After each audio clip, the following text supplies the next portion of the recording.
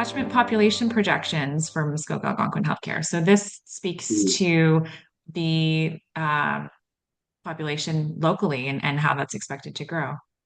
Yeah, that's right. So, I mean, there's pretty clear data on this. So there's as I mentioned before, there's the StatsCan census that happens every 5 years. So this is showing from 2012 to 2013, the population, 2019-20, the population in Muskoka grew by 7%.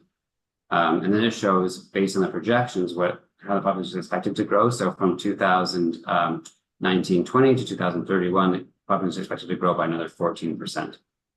That growth is not evenly distributed across the age groups, right? So we see the 80 plus population is 65%, right? So really fast growth in the growth of the oldest parts of the population and much slower growth in the younger parts.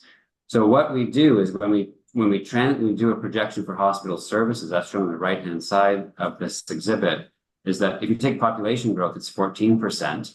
I can't see I don't know if you can slide it over a bit, Bobby. I can't see the final number on the graph, but it's 14%, and the overall growth in hospital services is more like 35% because you take into account aging. So the 65% growth in the oldest seniors, they're more likely to be in hospital, right? So we have to take that into account. And by making all those calculations, we reflect that how fast is the population growing in terms of number of people, but how old is the population as well. And that's where we get the forecast for the increase in inpatient days at Muskoka Algonquin. Thank you. I have to admit, this was surprising to me.